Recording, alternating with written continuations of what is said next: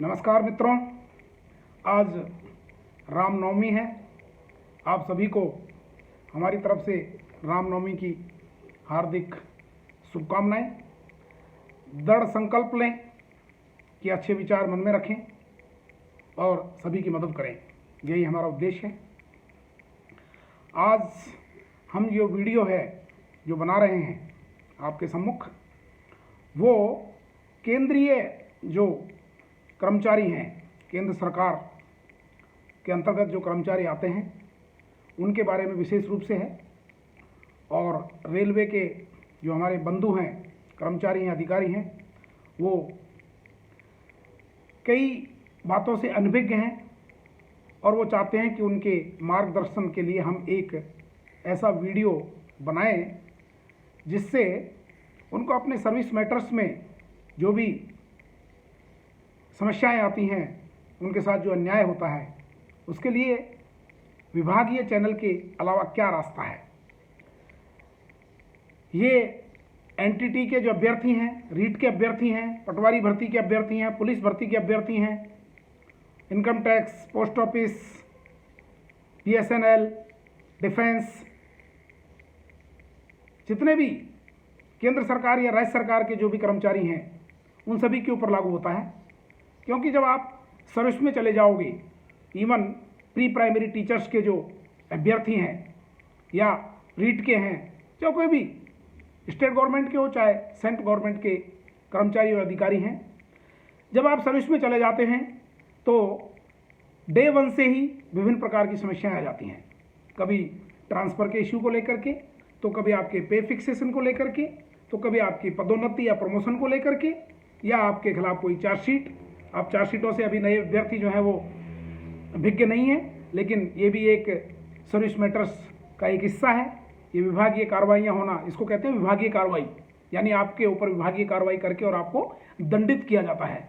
आपका कोई भी मिसकंडक्ट हो सकता है, ऑफिस में लेट आना है, किसी के साथ झगड़ा हो जाना है, दंगा फसाद हो जाना है। कई कर्मचारी जो हैं और अधिकारी सेक्सुअल हैरेसमेंट के केसेस में कई बार फंस जाते हैं या उनको फंसा दिया जाता है, या किसी अन्य कारणवश उनकी सीनियरिटी रोक दी जाती है, जो वरिष्ठता होती है वो किसी कारणवश आपकी रोक दी जाती है। पेंशन आपकी फिक्सेशन नहीं हो पाती है, कि पे फिक्सेशन नहीं हो पाता है। जो कर्मचारी विभिन्न प्रकार के विभागों में काम करके आते हैं तो उनका जो फिक्सेशन होता है वो सरकार नहीं करती है। यानी कि ऐसा नहीं है कि सरकार बहुत ही सही तरीके से आपके साथ व्यवहार करती है। सरकार के जो विभागीय अधिकारी हैं, विभागीय कर्मचारी हैं, ये लोग हैं काफ़ी प्रताड़ना अपने कर्मचारियों को देते हैं, अधिकारियों को भी मिलती हैं, उनके साथ अन्याय भी होता है, इनजस्टिस होता है। विभागीय चैनल के माध्यम से कई बार उनको कुछ भी नहीं मिल पाता है। आर्टिकल जो संविधान का 14 और 16 है, उसका भी डिस्क्रिमिनेटरी यूज किया जाता है।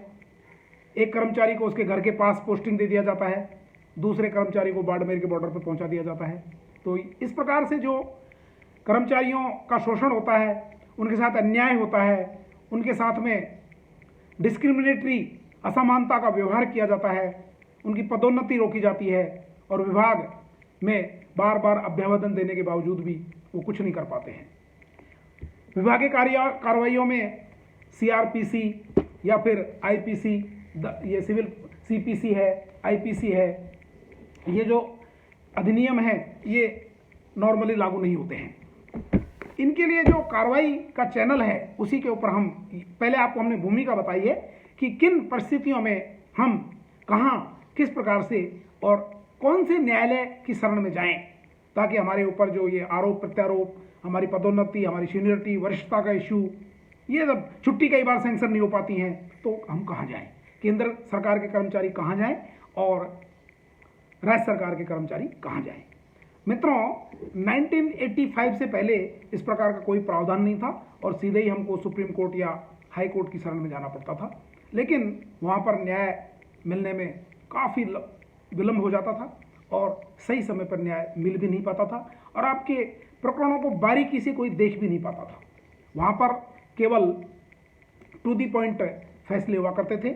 इसलिए 1985 में संविधान में जो 253 ए आर्टिकल है उसमें संशोधन करते हुए, इंदिरा गांधी के ज़माने की बात कह रहा हूँ मैं आपको, 42वां संविधान संशोधन आया था और जिसमें ट्रिब्यूनल्स की स्थापना की गई, एडमिनिस्ट्रेटिव ट्रिब्यूनल्स, ये एडमिनिस्ट्रेटिव ट्रिब्यूनल्स की स्थापना की गई। इसमें दो प्रकार के ट्रिब्यूनल हैं, एक स्टेट लेवल पर जो ट्रिब्यूनल है वो है स्टेट सेट बोलते हैं उसको, स्टेट एडमिनिस्ट्रेटिव ट्रिब्यूनल, और सेंट्रल गवर्नमेंट के जो कर्मचारी अधिकारी हैं उनके लिए सेंट्रल एडमिनिस्ट्रेटिव ट्रिब्यूनल यानी कि कैट।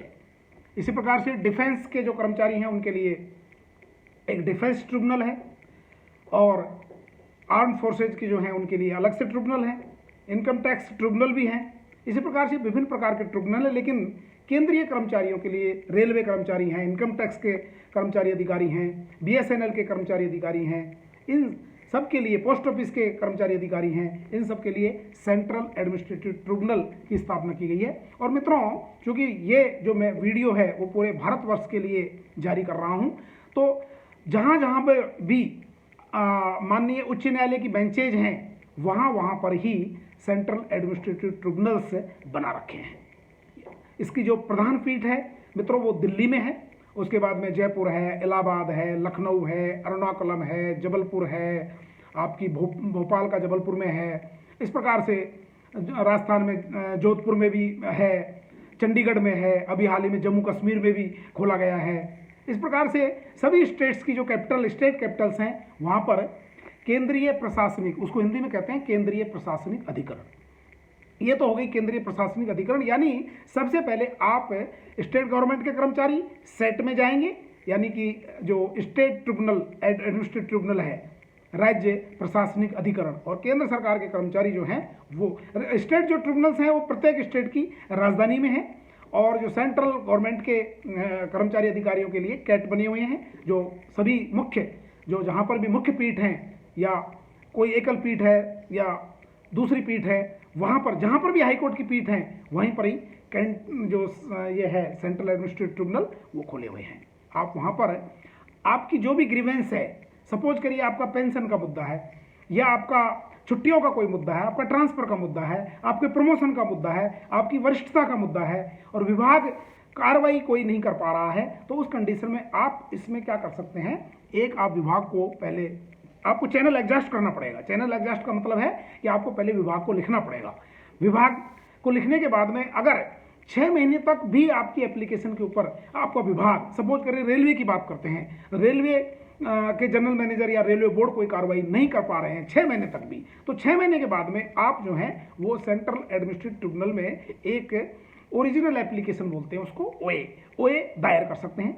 उसमें कुछ नहीं है मित्रों, एक सिंपल एप्लीकेशन बनती है, एक फॉर्मेट बना हुआ है और फॉर्मेट में 50 रुपये की एक फीस लगती है। पोस्टल ऑर्डर के माध्यम से लगा सकते हो, ड्राफ्ट के माध्यम से भी लगा सकते हो, और जा करके आप फाइलिंग काउंटर पर उसको फाइल कर दीजिए। उसमें कोई छोटी मोटी डिफेक्ट होते हैं, कई बार जो है साफ डॉक्यूमेंट नहीं लग पाते हैं, कई बार ठीक तरीके से कोई डॉक्यूमेंट पढ़ने में नहीं आता है, इस तरह के कुछ ऑब्जेक्शंस लगते हैं, उन ऑब्जेक्शंस को आप दूर कर दीजिए। उसके बाद में वो बेंच में लग जाएगा। बेंच का मतलब जजों के सामने। उसमें 2 प्रकार के मेंबर होते हैं, एक एडमिनिस्ट्रेटिव मेंबर होता है और दूसरे जो है जुडिशियल मेंबर होते हैं। उसके बाद में आप कैट में सबसे बड़ी बात यह है कि चूंकि सर्विस मैटर्स के मामले होते हैं और कैंडिडेट से बेहतर अपने सर्विस मैटर्स के बारे में कोई जानकारी रखता नहीं है, तो आप खुद भी, चाहे आप वकील के माध्यम से भी जा सकते हैं या फिर आप स्वयं भी वहां पर जाकर के और उपस्थित होकर के अपने केस को बता सकते हैं। वहां से नोटिस जारी हो जाते हैं और फिर अर्जेंट हियरिंग की एप्लीकेशन, यदि डिले होता है तो अर्जेंट हियरिंग की एप्लीकेशन लगा सकते हैं और उसके बाद में आपका फैसला हो जाता है। तो हम केवल आपको यहाँ पर यह बताना चाहते हैं कि यदि विभाग ये लेवल पर आपके साथ में न्याय नहीं किया जा रहा है तो उस परिस्थिति में आप कोई भी सर्विस मैटर है उसको लेकर के आप माननीय ट्रिब्यूनल बोलते हैं उसको, सेंट्रल एडमिनिस्ट्रेटिव ट्रिब्यूनल में आप वाद दायर कर सकते हैं। उसको ओरिजिनल एप्लीकेशन बोलते हैं। बहुत सीधी प्रक्रिया है और आप खुद भी वहां पर जाकर के और खड़े हो सकते हैं, अपनी ग्रीवेंस को बता सकते हैं या फिर आप वकीलों के माध्यम से भी जा सकते हैं। अब सवाल ये होता है कि हम वहां पर जाकर के नॉर्मली हम लोग क्या करते हैं, बाबुओं से या वहां के जो कर्मचारी होते हैं या जो वहां का सिक्योरिटी स्टाफ होता है उनसे पूछ लेते हैं, या जो वकील हमको वहां पर मिल जाता है उसी को हम अपना केस दे देते हैं। तो केस को देने से पहले आप ये देख लीजिएगा कि उस वकील को आपके विभाग के बारे में आपको जानकारी है कि नहीं है, आपकी जो सेवा रूल्स हैं, सर्विस कंडक्ट रूल्स हैं, उनके बारे में उसको जानकारी है भी कि नहीं है। एक बार आप उसको अपने डॉक्यूमेंट दिखाएं, डॉक्यूमेंट दिखा करके फिर आप संतुष्टि लें कि वेदर वो आपके केस को आर्ग्यू कर पाएगा भी या नहीं कर पाएगा, उसको इतनी समझ है भी कि नहीं है। तो मेरा आपसे यही निवेदन है कि आप ऐसे या तो स्वयं लड़ लीजिए या फिर ऐसे वकील को पकड़िए जो उस विभाग के बारे में जानकारी रखता हो। जहाँ तक रेलवे की बात है तो आप हमसे संपर्क कर सकते हैं। हम आपको free legal service, free legal aid देने का संकल्प पुनः दोहराते हैं। किसी प्रकार की कोई भी प्रॉब्लम हो, रेलवे से संबंधित हो, पोस्ट ऑफिस संबंधित हो, क्योंकि हम केंद्र सरकार के अधिकारी रहे हैं इसलिए हमें सारी मालूमात है। सर्विस कंडक्ट रूल्स की, CCA रूल्स की भी हमको जानकारी है। जो भी पीड़ित नीचे पियोन से लेकर के और IAS लेवल के जो अधिकारी और कर्मचारी हैं हमसे संपर्क कर सकते हैं, हमारे चैनल से जुड़ सकते हैं। हमारा जो मोबाइल नंबर है हम बार बार दोहराते हैं 95 092 96 5। तो मित्रों, किसी भी प्रकार की जो भी कोई विभागीय कार्रवाइयों के दौरान आपके साथ में अन्याय किया जा रहा है या अन्याय किया गया है, आप हमसे संपर्क करें, हमारे चैनल का लाभ लें, हमारी सेवाओं का लाभ लें और अपने लोकतांत्रिक अधिकारों की रक्षा करें और अपने पदोन्नति लें। इच्छित जो आपकी पोस्टिंग्स हैं वो लें, इच्छित वेतनमान जो है वो लें, और जो भी किसी प्रकार की भी समस्याएं आ रही हैं हमसे जुड़े। पे फिक्सेशन से रिलेटेड कोई बात है हमसे जुड़े, संपर्क करें और अपनी रक्षा करें, अपने अधिकारों की रक्षा करें और अपना जो कैरियर है उसको बिल्ड करें। यही हम आपसे उम्मीद करते हैं और हैव ए नाइस डे। हमारे चैनल को लाइक करें, सब्सक्राइब करें। विशेष रूप से रेलवे के भाइयों के लिए और केंद्र सरकार के कर्मचारियों के लिए ये वीडियो समर्पित है। इसको प्रसारित करें। Have a nice day. Thank you very much.